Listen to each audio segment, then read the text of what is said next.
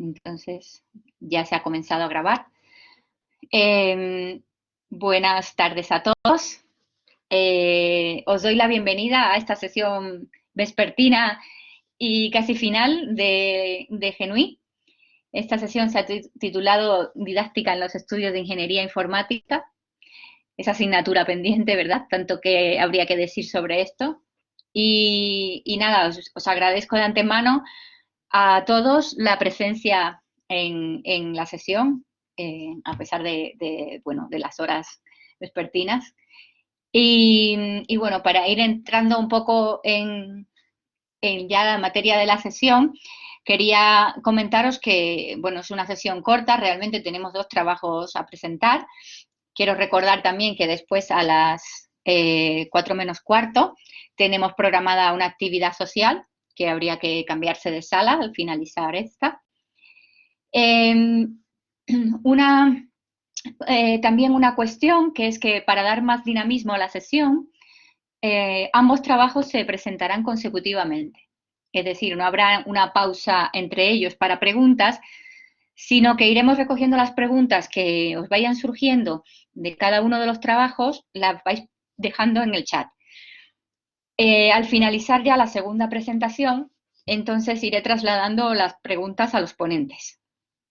Sí que os pediría que, bueno, sobre todo a los ponentes, porque los participantes irán colocando las preguntas, que no se vayan respondiendo las preguntas en el chat.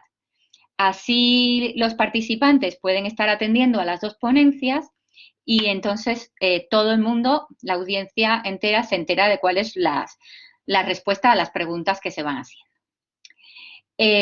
Bueno, pues también ruego a los ponentes que se ajusten al tiempo que he establecido, que es de 7 minutos. Si lo veo necesario, que espero que no, haré un breve aviso de 1 minuto para finalizar, solamente si es necesario, que yo sé que lo tenéis súper medido. Y bueno, nada más de la parte introductoria. Ya nos hemos unido un grupo grande, así que sin más dilación, pues voy a presentaros que el primero de los trabajos que vamos a tener en la sesión es un trabajo de los considerados en el apartado de trabajos relevantes. Es decir, que es un trabajo que ha sido publicado previamente en una revista de impacto. En este caso se trata de un trabajo publicado en ACM Transactions on Computing Education, que es una revista de JCR de segundo cuartil en el área de Education Scientific Disciplines.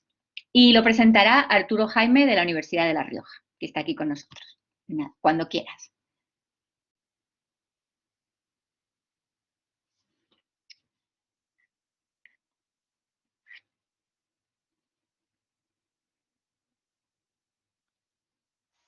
Hola, soy Arturo Jaime de la Universidad de La Rioja y os voy a presentar un estudio sobre evaluación de trabajos de fin de grado.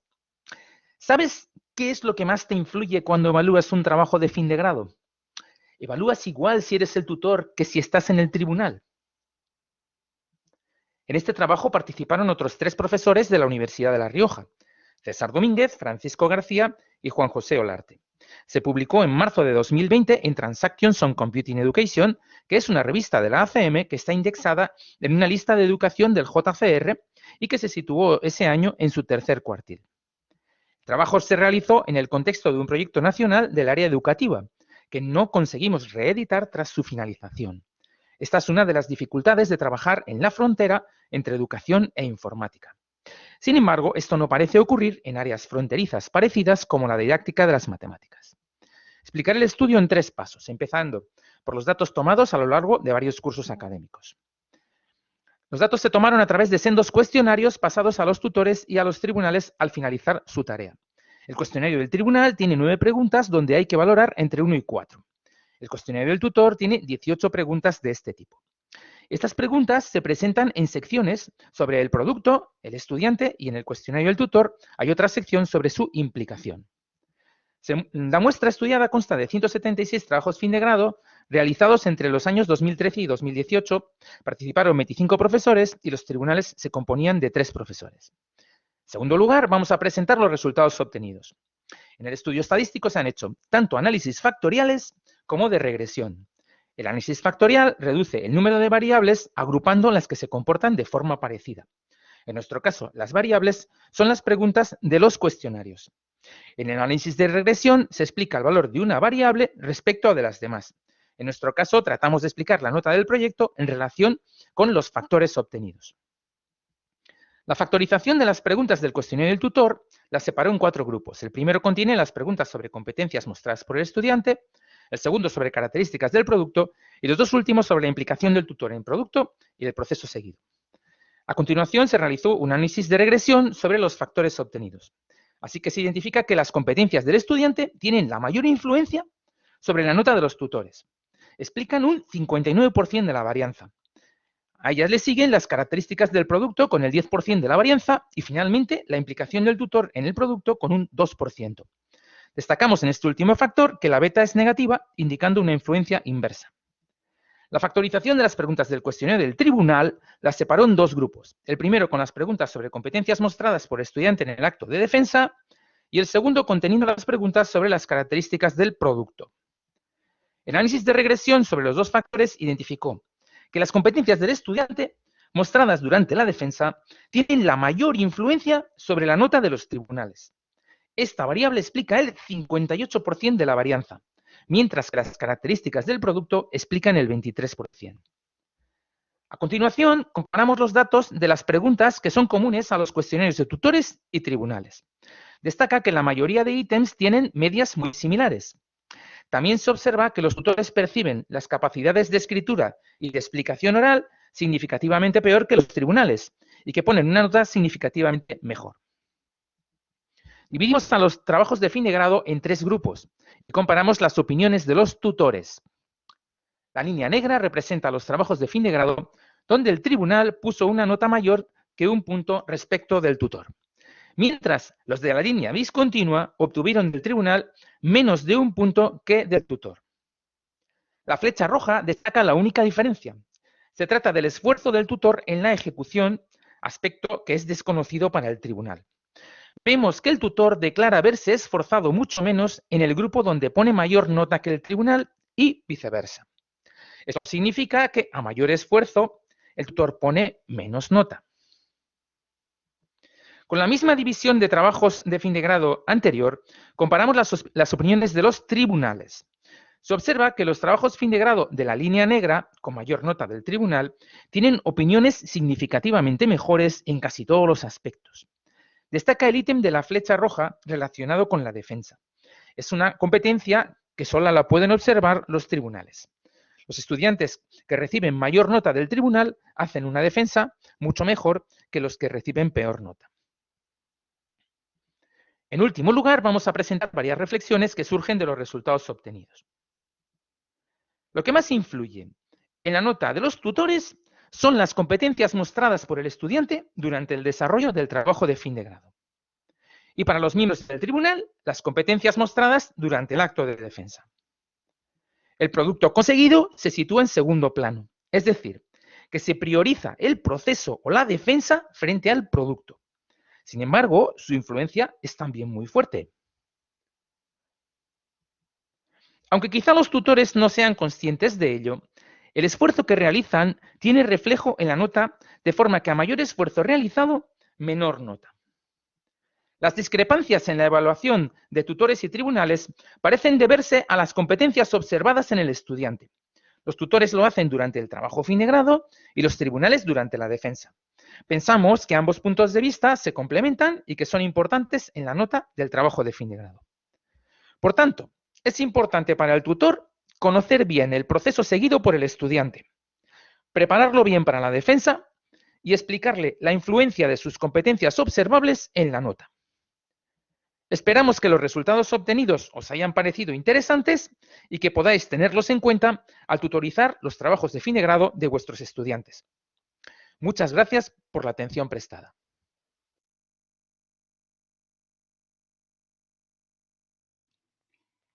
Muchas gracias. Muchas gracias, Arturo, pues súper ajustado, muy bien medido. Gracias por la presentación tan clara. Espero que se vaya abriendo el debate en el chat mientras vamos compartiendo para que Alberto pueda iniciar su presentación. Bueno, pues voy a indicar que vamos a continuar con el siguiente trabajo, que es una contribución original para Genuí, que nos presentará Alberto Gómez de la Universidad de Extremadura.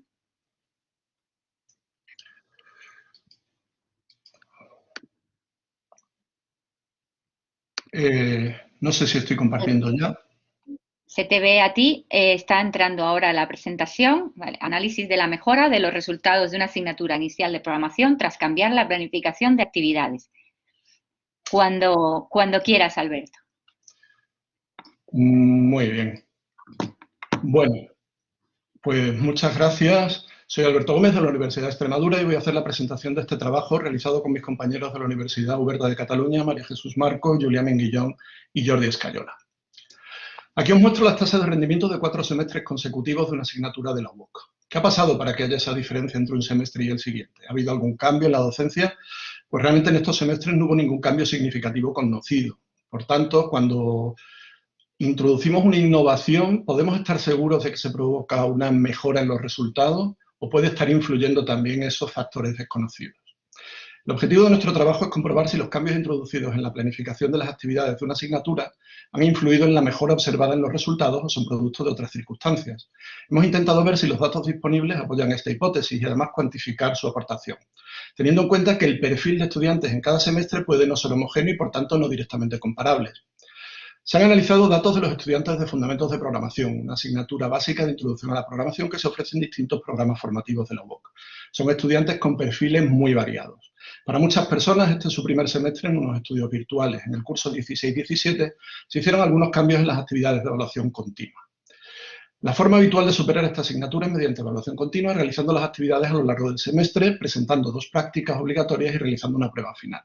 En los semestres anteriores al cambio del que estamos hablando, había que presentar 3 actividades de evaluación continua, una cada 2 o 3 semanas. 2 de ellas se entregaban antes de la práctica 1. La entrega de la práctica 1 es un hito fundamental porque si no se entrega, se suspende la asignatura seguro.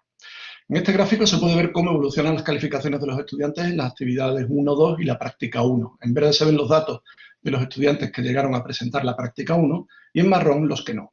Más del 25% no llegaba a entregar la primera actividad y el número de no presentados iba creciendo hasta alcanzar el 50%. ¿Qué se podía hacer para intentar disminuir los abandonos? El profesorado decidió modificar la planificación de las actividades de evaluación continua. El principal cambio fue la división de las pruebas en actividades más cortas. Se pasó de 3 a 10 actividades prácticamente semanales. Y además se consiguió alargar 2 o 3 semanas el periodo lectivo haciendo uso del tiempo antes de los exámenes finales del semestre. Es importante resaltar que no se modificaron los contenidos y ejercicios de las actividades. Cada una de las actividades originales se separó en entregas más cortas. Así, por ejemplo, la primera prueba se separó en 4 actividades semanales. Tras la entrega de cada prueba se proporciona una solución comentada que sirve de feedback general. Sin embargo, el feedback personalizado, la calificación se da solo en 3 momentos. En este nuevo gráfico se puede ver la evolución con esta nueva planificación. Se ve que la mayoría de estudiantes mantienen el nivel durante todo el semestre con pequeños cambios en el rango de calificaciones, excepto cuando abandonan. El porcentaje de estudiantes que no entregan la práctica 1 aquí ha descendido bastante, ha llegado al 39%. Si se comparan los resultados de los 4 semestres que hemos analizado, se observa que hay un descenso importante de no presentados en la práctica 1 y también en la calificación final de la evaluación continua de las prácticas. Como dijimos, la entrega de la práctica 1 es un buen predictor del resultado. La proporción de estudiantes que superan la evaluación continua y las prácticas es superior tras el cambio de la planificación. Estos resultados son consecuentes con lo que indica la investigación en enseñanza de la programación. Las entregas más cortas y más frecuentes favorecen la planificación de los estudiantes, sobre todo en los que no tienen experiencia en un ambiente virtual. Además, los objetivos a corto plazo con una actividad cada semana son más fáciles de conseguir, aumentan la motivación y además se recibe feedback más frecuentemente. El principal problema es que las diferencias observadas pueden estar sesgadas por perfiles distintos de los estudiantes de cada semestre, que sean poblaciones distintas con características diferentes. Y no se puede llevar a cabo un experimento aleatorio con un grupo de control. Por tanto, hemos empleado una técnica cuasi experimental que intenta controlar la influencia de las covariables para analizar los datos posteriormente. El método que nosotros hemos empleado se denomina Propensity Score Matching. Partimos de un conjunto de datos con individuos con características distintas, algunas con la antigua planificación de actividades, los que están en azul, y otros con la nueva planificación, en naranja. Como los individuos de esos grupos no se han elegido aleatoriamente de forma previa al estudio, sino que nos los hemos encontrado así ya, lo que hacemos es emparejar individuos de cada conjunto con características similares, como por ejemplo género, edad, estudios previos, calificaciones, etc. Se emparejan datos similares bajo la suposición de que personas con características similares deberían obtener resultados similares, y si observamos resultados distintos será por la influencia de la intervención que se ha llevado a cabo. La forma de calcular la similitud entre los datos se puede hacer de muchas formas, lo que da lugar a distintos algoritmos de emparejamiento. La más simple es emparejar los datos si tienen los mismos valores exactos en todas las variables, excepto quizás en la planificación de las actividades y el resultado. Con este emparejamiento exacto se descartan más de la mitad de los datos, así que cualquier análisis posterior no es nada fiable. De los distintos algoritmos que hemos probado, es con el algoritmo Full Matching con el que hemos conseguido variables equilibradas y una menor pérdida de observaciones. Con este algoritmo solo se descartaron 8 observaciones de todo el conjunto de datos. Aquí lo que se hace es ir formando subclases, de manera que la distribución de las covariables en ellas sea lo más parecida posible entre los dos grupos. Con los datos ajustados del emparejamiento, ya podremos trabajar con ellos como si los hubiéramos obtenido de un experimento aleatorio. El cambio en la planificación parece que ha tenido un efecto positivo, pero sobre todo los estudiantes de la misma manera, o ha influido más en algunos, o son otras variables las que pesan más. Para responder estas preguntas hemos estudiado algunos modelos de regresión logística. El problema que existía para incluir las calificaciones en los modelos es que no tenemos las mismas notas para todos los estudiantes. Los estudiantes de los semestres previos solo entregaron 2 pruebas antes de la práctica 1 y los de los semestres posteriores 8. Para usar solo 2 calificaciones en los modelos, para estos últimos se ha calculado la media de las 4 primeras actividades y las 4 siguientes. Se han analizado muchos modelos distintos, teniendo en cuenta los diferentes algoritmos de emparejamiento, solo la primera calificación o las 2, y distintos subconjuntos de variables e interacciones entre ellas. Además, para cada modelo desarrollado se ha analizado su validez y también su precisión en la predicción. Aquí mostramos uno de los modelos que mejores resultados ha dado.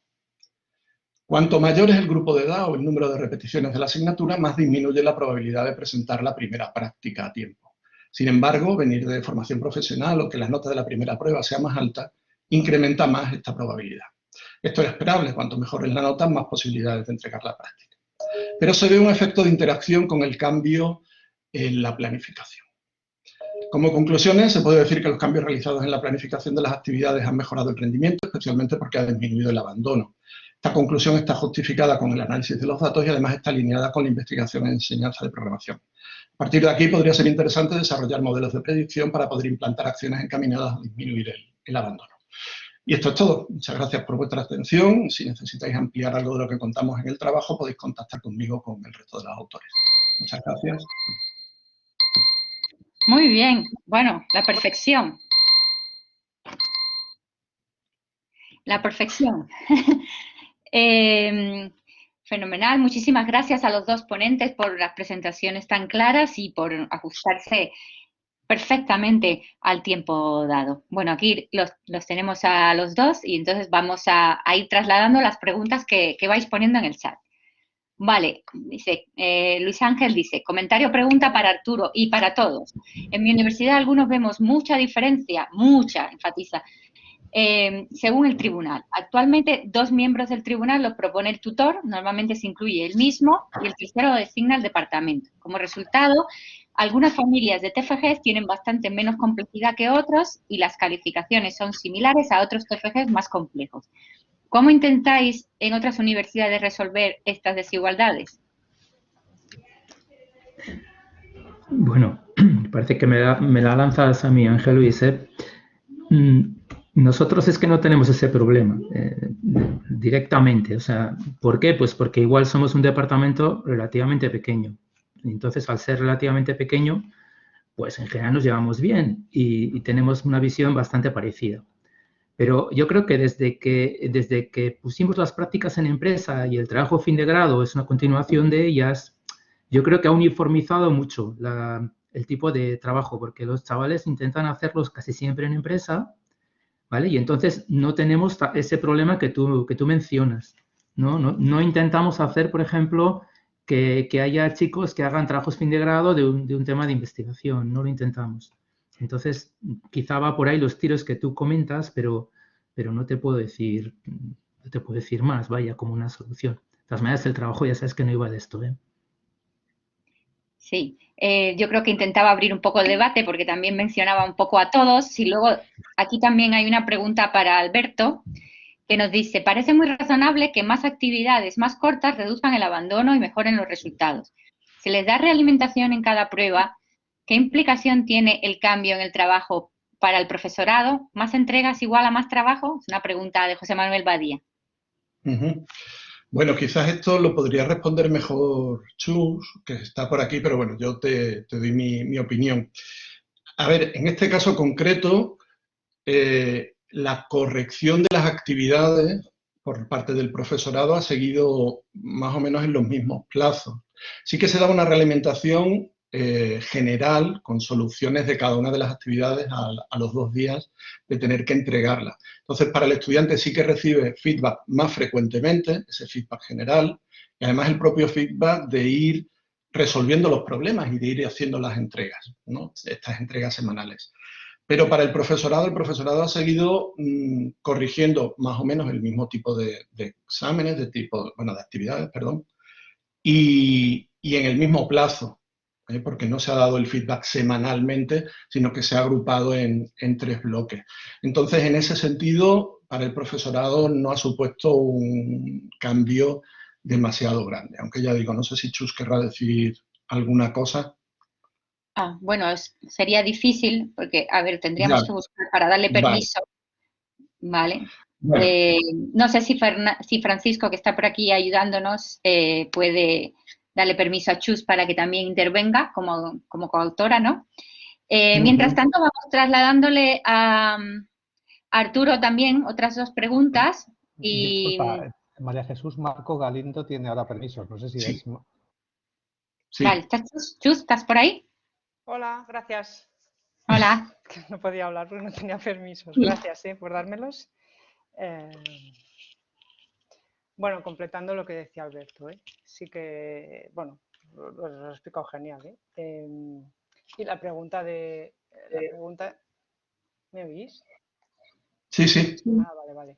La pregunta es totalmente pertinente porque, bueno, cuando planteamos el cambio, pensamos en dar un retorno. Lo ideal hubiese sido dar un retorno en cada una de las actividades que pasaban a ser semanales, pero nos pareció que esto era inasumible por parte del profesorado. Entonces, lo que sí que se da cada semanalmente es la solución de la actividad, en lo que diríamos el feedback global, pero el feedback personalizado pues, y la nota pues, se mantiene como antes en los grupos de 4 que ha explicado Alberto.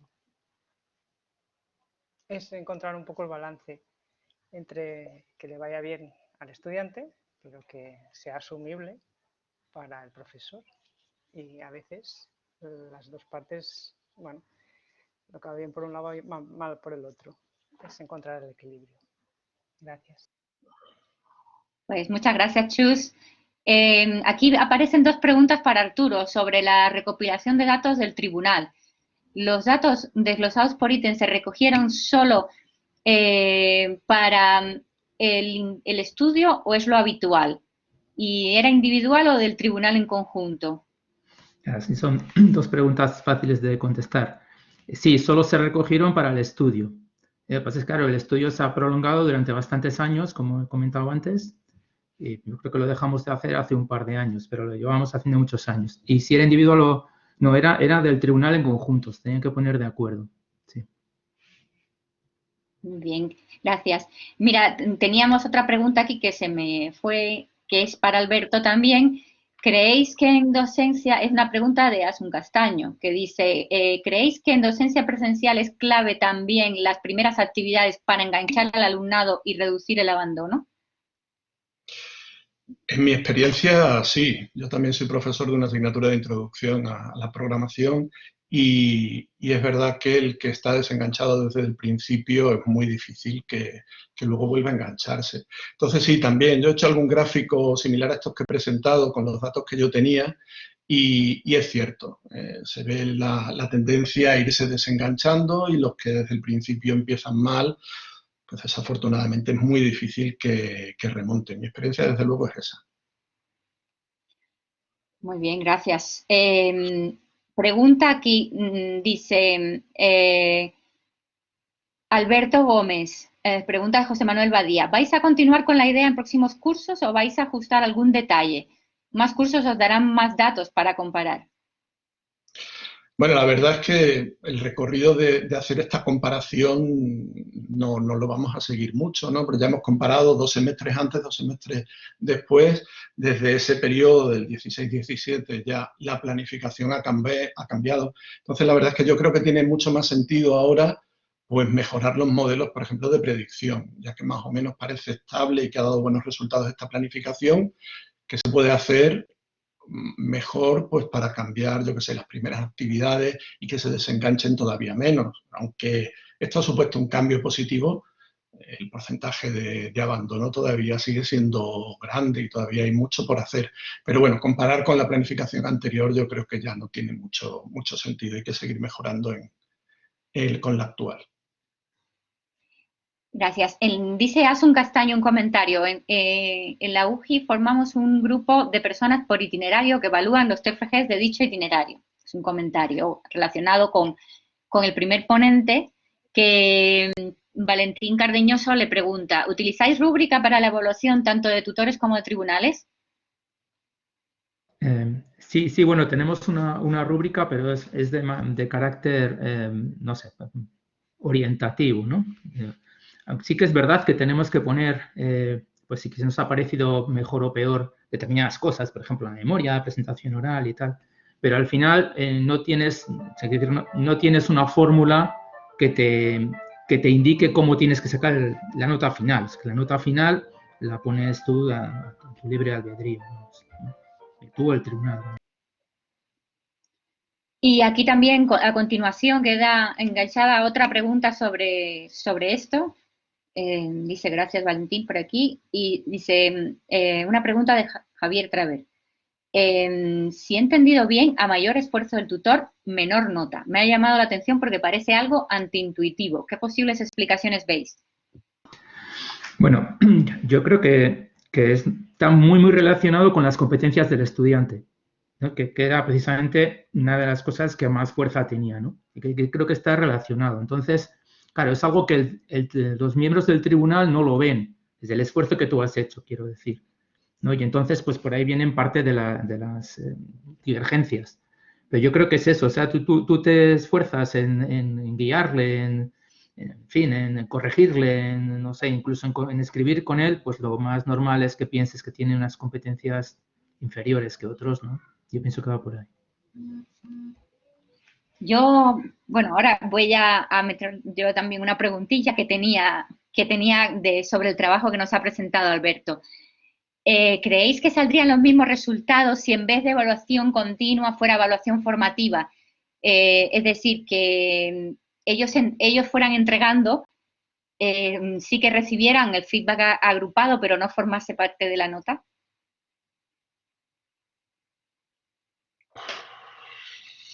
Es difícil de saber, claro. Probablemente si no sigue siendo un requisito entregar el trabajo para aprobar, probablemente descendería el número de entregas y eso afectaría luego a la larga. En principio esa es mi opinión, no sé qué pensaréis los demás, pero claro, sobre todo si pensamos en una sola asignatura, pero cuando aparecen varias a la vez y los estudiantes tienen que priorizar, siempre priorizan el trabajo que hay que entregar y el trabajo que hay que entregar obligatoriamente, ¿no? Entonces se produce ahí una lucha por los recursos que si no hay una nota de por medio es probable que salgan ganando otras asignaturas, ¿no? O sea, que ahí veis que sí, no sé si, por ejemplo, alguien más quiera intervenir. Bueno, que tiene Chus asignada la palabra también. A ver, no. Sí, no. tiene el micrófono apagado, no. Uh-huh. Hay pregunta. Pregunta a todos. ¿Proporcionáis formación específica? Valentín pregunta. ¿Proporcionáis formación específica de apoyo al desarrollo del TFG, esencialmente orientada a la mejora de las competencias blandas? Claro está. No específico del TFG. Proporcionamos tenemos una asignatura de competencias transversales y obviamente, pues como son transversales, pues también pues están relacionadas con cosas que se hacen en el trabajo fin de grado. Pero no tenemos nada que sea específico, ¿no? No sé si lo habrá en alguna universidad. ¿Hay alguien que tenga información? Podéis escribir en el chat, aunque no tengáis permiso de utilizar el micro, pues podéis escribir en el chat. Asun dice, en la UGI damos un taller. Redacción de trabajos orientada a TFG. ¿Qué decías, Alberto? No, nosotros no tenemos ningún taller así de formación específica. La información que le pueda dar el tutor específicamente y tal, pero no hay nada tampoco. Aquí Julia dice, añadiría que los estudiantes tienen tendencia a medirlo todo en puntos para nota final y el hecho de saber qué vale cada actividad les permite planificarse. Esto es para completar la respuesta de antes que preguntabais. Sí. Julia es otro de los autores con Alberto y conmigo de esta propuesta. Y yo también creo que sí que bajaría, porque y más en un entorno virtual donde no hay clases. Los estudiantes estudian y trabajan en la asignatura a partir de las actividades que tienen que realizar. El hecho de que tengan una propuesta cada semana con nota les hace mantener un ritmo de aprendizaje. Y este es el gran cambio, porque antes el ritmo era cada 3 o 4 semanas una actividad. Pues claro, estudiar programación esta semana intensivamente, durante 2 o 3 semanas dedicarte a otras asignaturas y luego volverlo a retomar, pues te hace perder el hilo, no se progresa ¿no? Entonces, esta cuestión de las actividades semanales con nota, porque como muy bien dice Julia, se dedican a lo que tienen nota y si no se irán, como decía Alberto, a otras asignaturas donde tienen que entregar actividades, pues les hace mantener un ritmo constante de aprendizaje, que es lo que les garantiza el éxito final. O sea, más allá de la nota es que les hace llevar un ritmo de aprendizaje, que en estas asignaturas es súper importante y en un entorno virtual no hay otra manera de marcar un ritmo si no es de esta manera. Gracias. Gracias, Chus. Aquí decía Valentín respecto de lo anterior que en industriales suele haber una asignatura de proyectos. Y Asun dice que también en la UGI tienen un checklist con lo que ha de cumplir un TFG que deben revisar tutor y alumno. Valentín dice, ritmo de actividad, quizás de aprendizaje no tanto, dado que la parte de evaluación formativa he entendido que sigue haciéndose de forma más espaciada. Bueno, serían las dos cosas. Desde luego el ritmo de las actividades va aumentado, más o menos es una actividad por semana que tienen que entregar. La evaluación formativa tendría dos partes. Hay una evaluación formativa general, donde se da una solución de la actividad con los errores más frecuentes, pero es para todos la misma. Yo tampoco despreciaría en esa parte de feedback, el feedback que uno ve cuando entrega el trabajo. Cuando consigues hacer ese trabajo, consigues entregarlo, pues ya has visto lo que funciona, lo que no, y que te ha permitido entregarlo, ¿no? Sobre todo funcionando, un programa funcionando. Lo que se da más espaciado, pues, en bloques de 3 o 4 actividades, es la calificación y los comentarios personalizados. Eso sí que sigue siendo espaciado. ¿Vale? Pero tienen un poco de feedback general antes. Aquí dice Valentín, entendido, gracias. Yo quería también comentar, aprovechar aquí para preguntarle a Arturo si con los resultados obtenidos se podría sacar como conclusión que sería recomendable que el tutor estuviera siempre en el tribunal y su nota formase parte de la nota del TFG. Bueno, a ver, nosotros lo único que hemos dicho por ahí en el artículo y también lo he mencionado de pasada en la presentación es que nos parece importante las dos visiones, ¿no? Porque uno ve unas cosas y los otros pues ven otras. Pero claro, obviamente se puede hacer de varias formas y yo creo que hacerlo bien, ¿no? Lo que tú dices, por ejemplo, pues es una posibilidad, que el tutor forme parte del tribunal. Lo que pasa es que su nota se diluye y a lo mejor, o sea, se diluye, tiene que haber una puesta en común y llegar a un acuerdo, ¿no? Nosotros, yo creo que también en otros sitios hacen esto mismo, cogemos las dos notas y les asignamos un peso. Y le asignamos más peso ahora al tutor que al tribunal. tampoco sabemos si lo estamos haciendo bien, ¿eh? O sea, esto es muy discutible porque yo creo que nadie lo tiene claro. Yo creo que no. Aquí Chus dice, sí, porque además para la parte de código C, cada semana pueden ver sus resultados a través de un corrector automático. Aquí complementa lo que comentaba Alberto. Vale. Carlos Catalán dice, nosotros tenemos informe del director al tribunal y rúbrica. Y normalmente, si participa el tutor, la nota es más alta. Lo toman como algo suyo. Bueno, yo también, sí. Yo te digo que en el estudio que nosotros hemos hecho, esto no lo he comentado, pero cuando el tutor y el tribunal están de acuerdo, entonces ponen una nota alta, los dos. Y el nivel de coincidencia de la nota es muy alto, cuando los trabajos son buenos. Cuando los trabajos tienen algún problema, entonces es cuando empiezan las divergencias, ¿no? Y que casi todos los trabajos que hemos visto ahí, cuando había, precisamente nos ocupamos de ver de por qué eran las divergencias, no digamos más lejos de lo que he dicho, ¿no? Pero quizá eso que comentas, Valentín, es un prejuicio que tenemos, ¿eh? Yo creo que sí, pero es que el tutor sabe qué ha hecho el alumno y los del tribunal tenemos muy poco, cuando estamos de tribunal no vemos toda la perspectiva, solo vemos el producto y cómo se defiende y no sabemos los problemas, vaya. Yo creo que es la diferencia, por eso creo que es importante las dos cosas. Aquí Valentín dice en chat, el Valladolid el tutor informa y justifica la consecución de competencias durante el desarrollo, pero no califica. A eso llegamos porque la presentación se convertía con frecuencia en un debate entre el tutor y el tribunal. Y dice que está de acuerdo con lo que has dicho, Arturo. Y Carlos dice que es cierto que quizás debe tener voz, pero no voto. Seguimos por aquí. Que el tribunal, al menos en teoría, debería estar elegido para tener la visión de conjunto de todos los TFGs, que no siempre se tiene. Eso es complicadísimo. Yo creo que es imposible, pero vamos, tampoco me atrevo a decirlo, categóricamente. Eso de la visión global, es que necesitas tener a un señor o bueno, a un grupo de señores dedicados full time a esto y ser capaz de tener en profundidad, ¿no?, una visión de todos los trabajos con lo que ello supone, yo lo veo prácticamente imposible, de verdad. Dice Asu que en la UGI hacen algo parecido y Chus dice que eso depende de los TFGs que tengas. Si son decenas no es viable.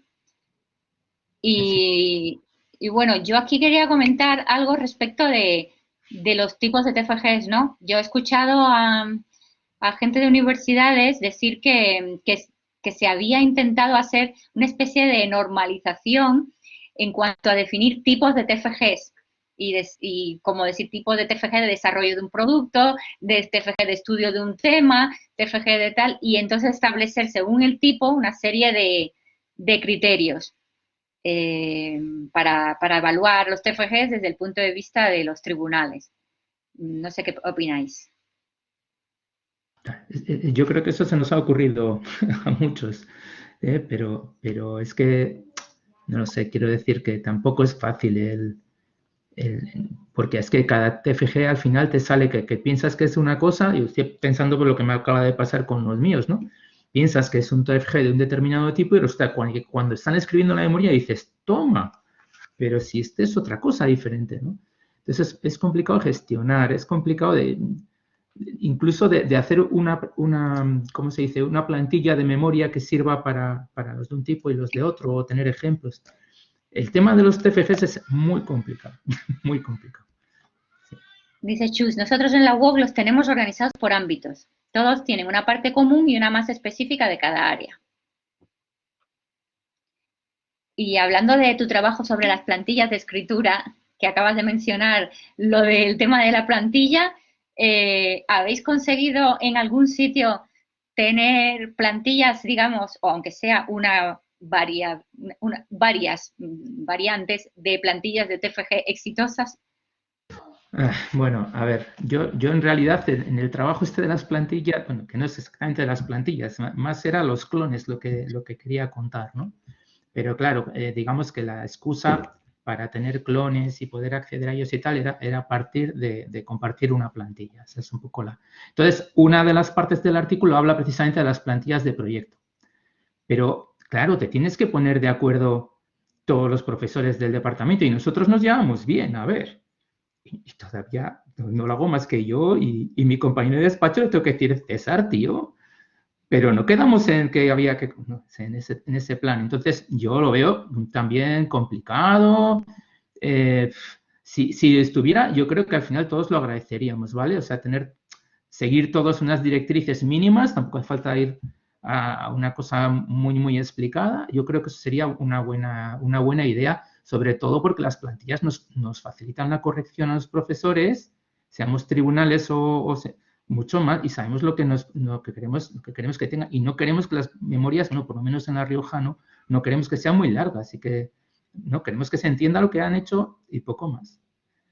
Sería ideal, pero vamos, de momento yo uso las plantillas y la verdad es que para el seguimiento de lo que hacen son fenomenales, ¿eh? Fenomenales, yo estoy encantado. Y os lo recomiendo, pero el intentar ir más lejos yo lo veo difícil. Difícil. Aquí Luis introduce que tampoco es fácil según la facultad. Nosotros estamos en la Escuela Politécnica Superior y obligan a que la rúbrica, la normativa, sea común para todas las titulaciones, en lugar de diferenciada por titulación. Y aquí Asun exclama, uff, que es la misma cara que acaba de poner Alberto. Y aquí ya nos hablan de un bestseller también. Bueno, vamos a agradecer un poco la participación, bueno, un poco y mucho, la participación de todos. Agradecer a los ponentes, una sesión muy interesante por parte de ambos trabajos. Agradecer a todos los participantes el debate que se ha suscitado y todas las preguntas que habéis propuesto. Y recordaros que tenemos ahora actividad social y que a las 4 tenemos la mesa redonda que espero que no faltéis. Así que nos despedimos y hasta otra. Muy bien, Gracias. hasta luego. Hasta luego. Gracias. Hasta luego.